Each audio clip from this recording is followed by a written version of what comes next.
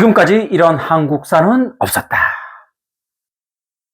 수업 시간에도 지적 대화를 위한 일상에서도 즉시 사용 가능한 이야기로 가득 차 있는 기묘한 한국사의 저자 김재환입니다.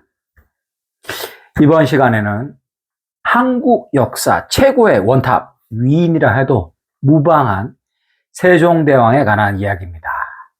시작부터 너무 평범하고 다 아는 얘기 아니냐고요? 아닙니다. 세종대왕의 한글 창제 아니면 평범한 너무나 잘 알고 있는 얘기였다면 제가 당연히 시작도 하지 않았을 것입니다. 이번 시간에는 여러분 어디서도 들어보지 못한 세종대왕 등의 저주에 관한 이야기입니다. 자, 세종대왕 등은 오늘날의 서울 내곡동 인근에서 여러분들이 좋아하는 패션 좋아하시는 분들이 너무너무 사랑하는 프리미엄 아울렛이 있는 여주로 옮겨졌습니다. 이 왕릉을 옮기는 것을 천능이라고 하는데요. 천능은 매우 제한적인 경우에만 이루어집니다. 과연 어떤 저주가 있었길래 천능이 이루어진 것일까요? 지금부터 본격적으로 세종대왕 등의 저주에 대해서 파헤쳐 보겠습니다. 이 조선 왕실은 총 42기의 능을 남겼습니다. 이 중 북한에 있는 2기를 제외한 40기가 유네스코 문화유산으로 지정! 이 한 왕조의 왕릉이 이렇게 잘 보존된 경우는 세계적으로도 매우 드뭅니다. 그래서 조선 왕릉은 우리의 문화유산이자 세계의 문화유산입니다. 왕과 왕비의 무덤만 릉이라 칭하고 이 나머지 로얄 패밀리들 무덤은 지위에 따라서 원과 묘 등으로 나누어집니다. 그런데 말입니다. 이 대부분의 왕릉이 수도권에 밀집되어 있습니다.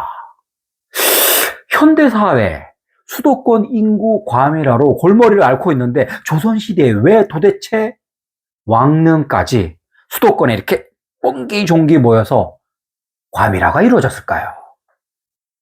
조선의 왕릉은 궁에서 10리 떨어져야 됩니다. 하지만 100리 안쪽에 위치하는 것을 원칙으로 하고 있습니다.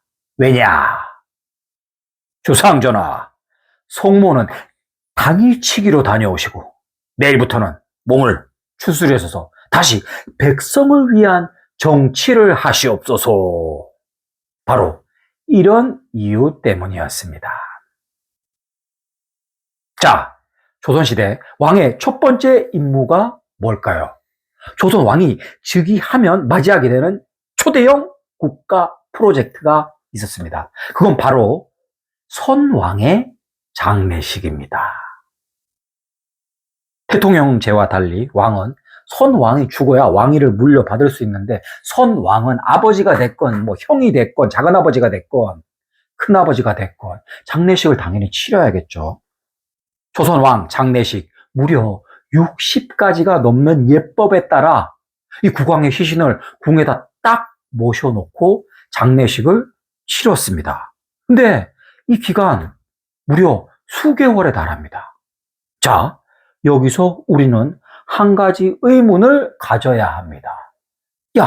이 만약 왕이 한여름을 앞두고 돌아가시면 아니면 삼복도에 돌아가시면 시신이 부패하겠죠. 그렇다고 신하들이 가서 이럴 수도 없는 노릇입니다. 주상전하, 지금 승하하시면 아니 되옵니다. 삼복도일을 지나 입추까지는 버티셔야 합니다. 이럴 수 없잖아요. 우리 조상들은 요 문제를 이렇게 해결했습니다. 바로 동빙고와 서빙고 이런 데서 얼음을 탁 가져와 가지고 시신 아래쪽에 쫙 깔고 그 위에 시신 올려놓고 탁 관을 만들어서 시신의 부패를 막았습니다. 대단합니다. 자, 그렇다면 조선 왕의 마지막 임무, 요것도 죽음과 깊은 연관이 있습니다. 바로 자신의 무덤 자리를 스스로 결정하는 것입니다. 자, 세종대왕 어떻게 했을까요? 세종대왕께서도 자신의 릉을 마지막으로 결정해야 되는데 세종대왕 릉을 정하기 위한 TF팀이 구성됩니다. 지관, 영화 파묘에서 이렇게 묘자리에서 흙을 탁 찍어 먹는 최민식 배우 기억나시죠? 이렇게 풍수지리에 따라 명당을 찾아내는 사람들을 지관이라고 합니다. 이 지관이 1차적으로 10군데 정도의 후보지를 쫙 추리고 올립니다. 결제 올리면 2차 회의 대신 왕족들, 로얄 패밀리까지 쫙 모여서 한 3군데 정도를 또 쫙 추려서 후보지를 결정합니다. 그러면 마지막 최종 결재권자인 세종대왕에게 3군데 중에 하나를 직접 선택하십시오, 주상전하 하고 탁 올립니다. 과연 우리 세종대왕의 선택, 자신의 인생에서 마지막으로 한 선택은 무엇이었을까요? 세종대왕께서는 주저없이 손가락으로 한 지역을 탁 찍으십니다. 과인은 사실 진작부터 여기 이곳을 마음에 두고 있었다. 그곳은 바로 부모님인 태종과 원경왕후가 함께 묻혀 계신 오늘날 서울의 내곡동에 위치한 헌능 인건이었습니다. 자, 이제 마지막 절차, 현장 실사가 나왔습니다. 이 아파트를 산다고 해도, 역세권이라고 해도, 아무리 좋다고 해도 인터넷으로 보고 사지 않잖아요. 임장 나갑니다. 왕릉 TF팀도 마지막 현장 조사를 당연히 나갔습니다. 그런데 여기서 놀라운 일이 벌어집니다. 김종서를 비롯한 신하들과 세종대왕의 둘째 아들인 수양대군 등이 함께 동행을 했는데 당대 최고의 지관이라 불리던 최양선이 현장에서 흙을 툭 찍어먹고 이리저리 주변을 살피더니 충격적인 말을 합니다. 별자리가 곰방울이 새잎처럼 갈라졌습니다. 이게 도대체 무슨 소릴까요? 지관 최양선은 뒤이어 간이 입에 담아서는 안 될 말을 합니다. 이곳에 능을 쓰게 되면 절자 손장자. 이 절자 손장자는 장남이 죽게 되어 한 집안의 대가 끊어진다는 말입니다. 이건 명당이 아니라 최악의 흉지라는 말인데요. 지관 최양선. 이 양반 이전에도 굉장히 문제적인 발언을 한 전적이 있는 인물입니다.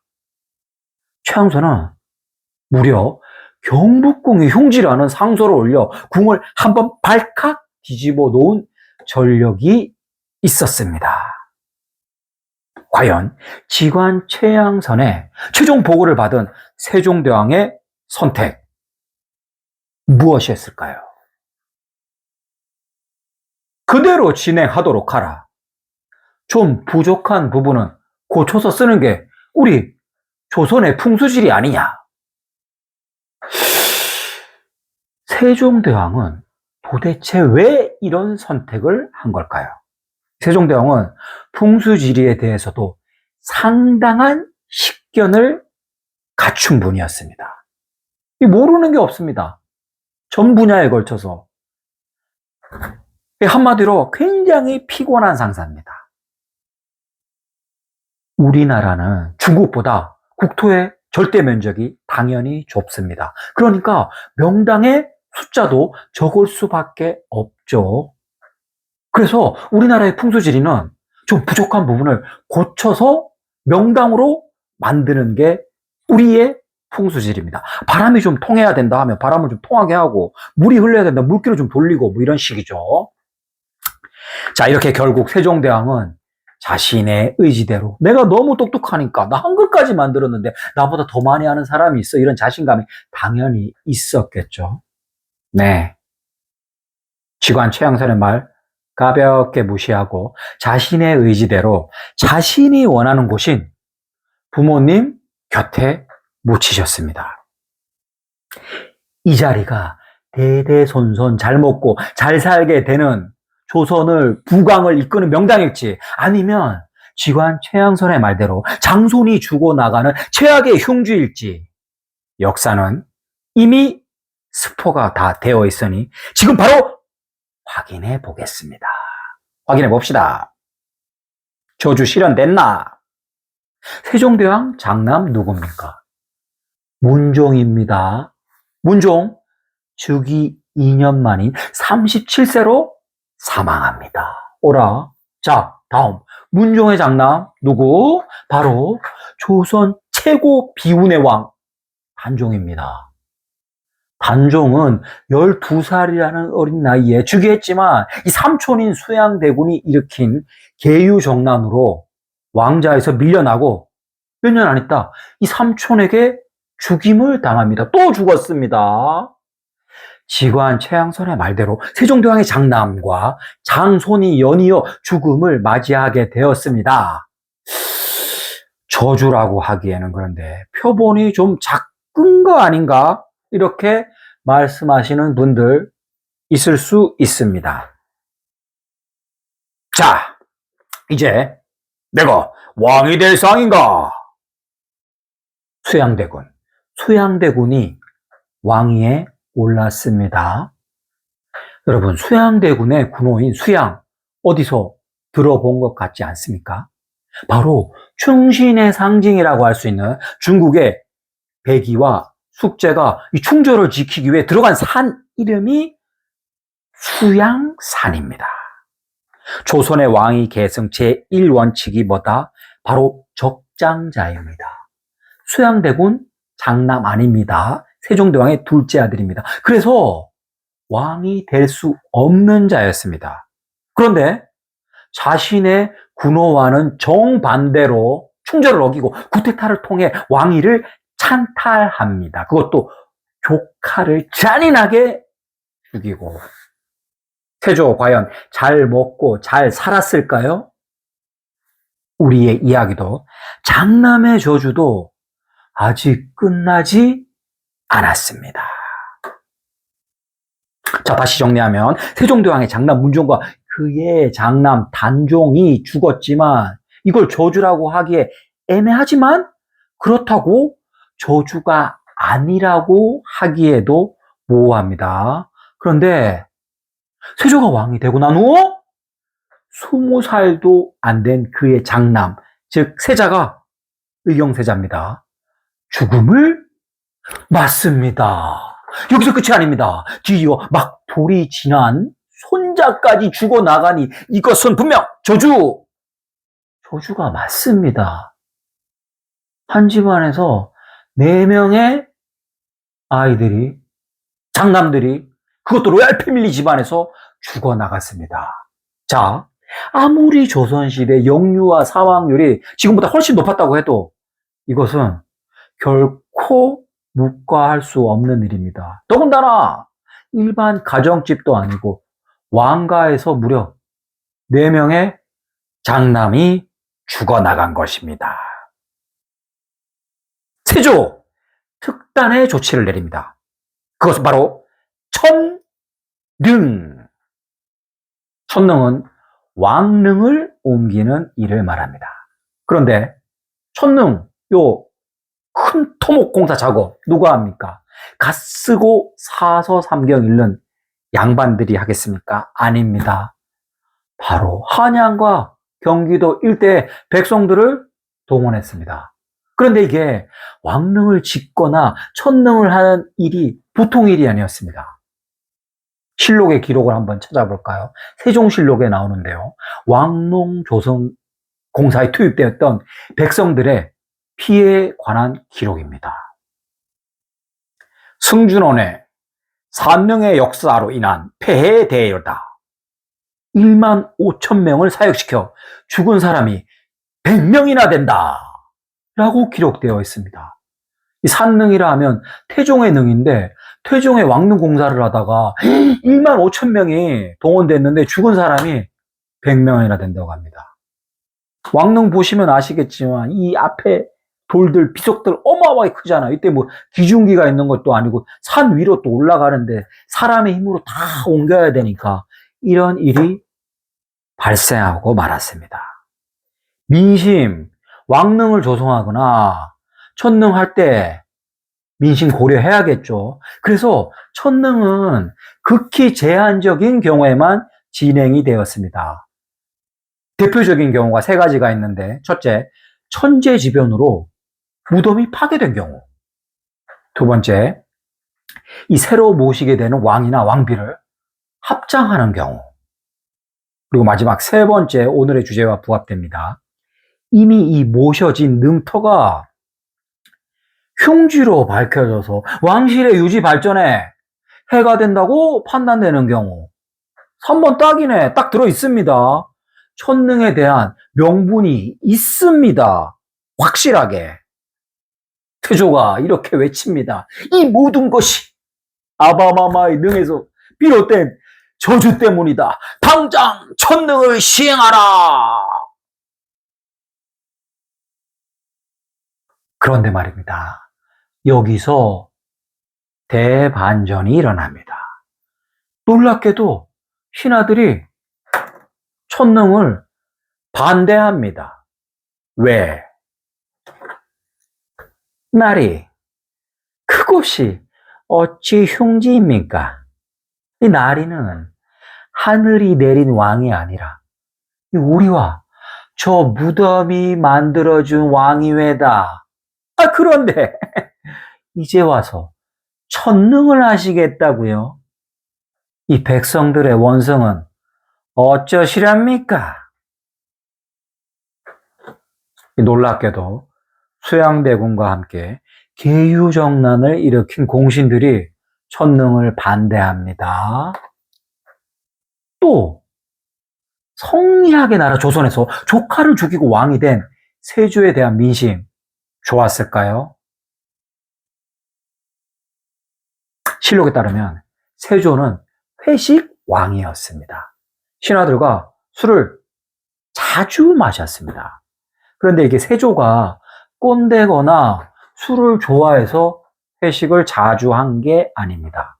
세조 마음에는 늘 불안감이 있었습니다.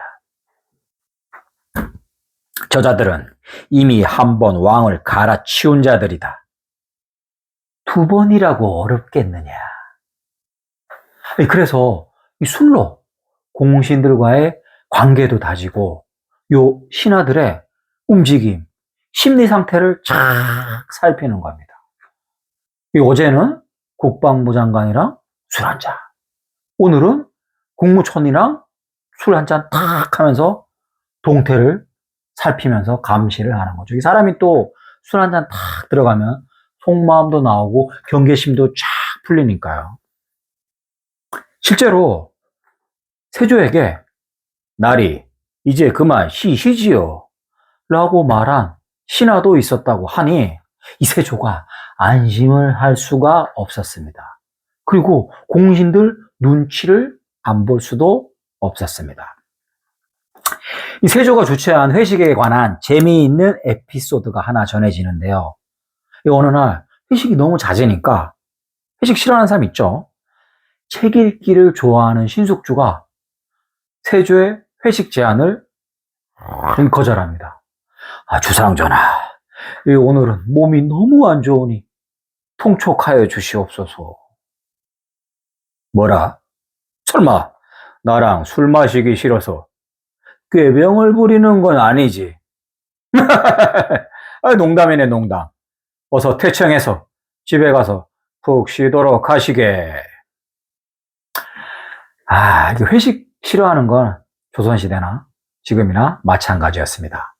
그런데 요 신하 신숙주가 즐거운 마음으로 퇴근을 해서 막 집에 딱 가려고 하는 순간 한명회가 그의 손을 탁 잡습니다. 그리고 아주 의미심장한 말을 합니다.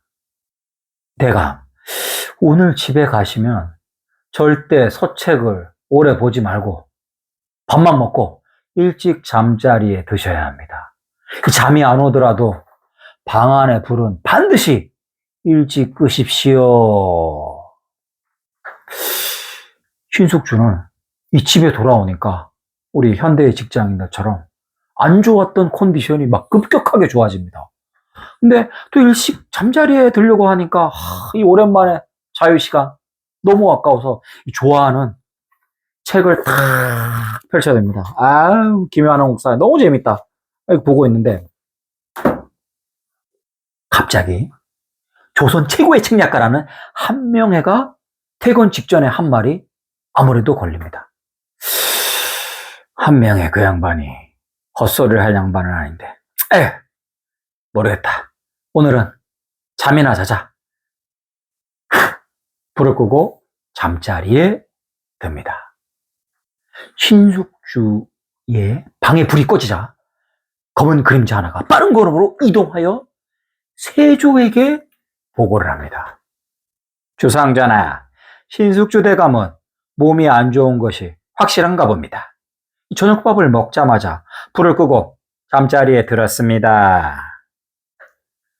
와, 세조가 신숙주가 꾀병인지 아닌지 확인하기 위해 사람을 붙여 감시를 했던 겁니다. 자, 세조 재위 기간 14년입니다. 14년 결코 짧지 않은 기간인데요. 요 14년 동안 세조도 곤조가 있는 사람이잖아요. 틈만 나면 천능을 추진합니다.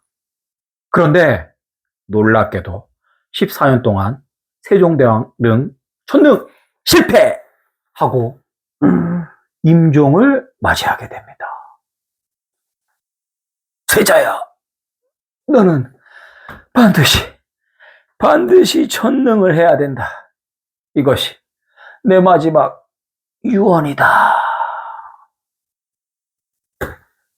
세조는 민심을 고려해서 자신의 묘역 조성을 간소화할 것을 명하고 매우 이례적으로 석실과 석관의 사용을 금하는 것에서 그치지 않고 병풍석도 세우지 못하게 합니다. 내 무덤은 간소화하는 대신 내 아버지 세종대왕의 천능에는 좀 한번 봐달라. 힘을 실어줘. 이런 뜻이 담겨 있었던 것입니다. 자, 세조의 뒤를 이은 이는 그의 둘째 아들인 예종입니다. 세조의 장례를 치르자마자 예종이 처음으로 추진한 일이 바로 할아버지 세종대왕 능을 옮기는 천능이었습니다. 그런데 세조의 의견에는 반대하던 공신들이 이번에는 천능에 찬성합니다. 왜? 예종은 계유정난의 공신들에게 정치적 빚이 없습니다.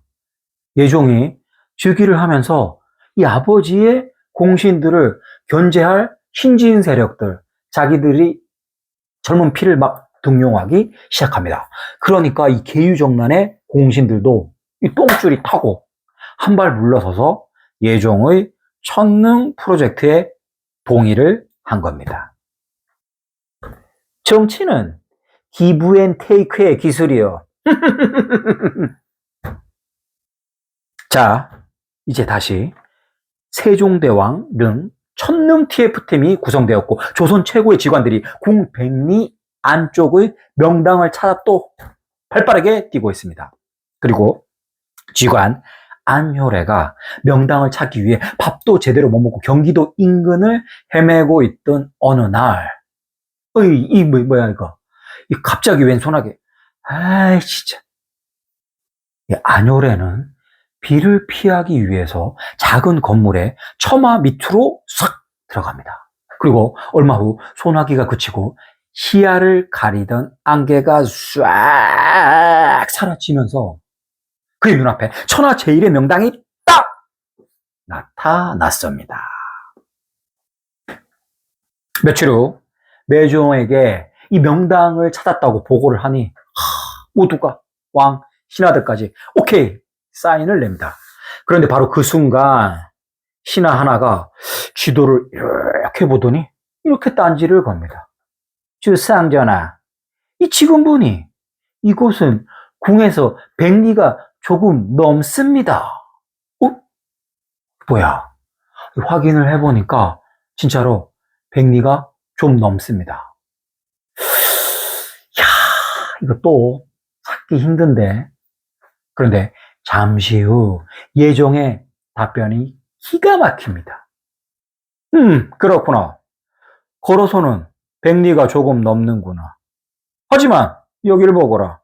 물길로는 백리 안쪽이다. 닥치고 천능을 지금 당장 시행하거라.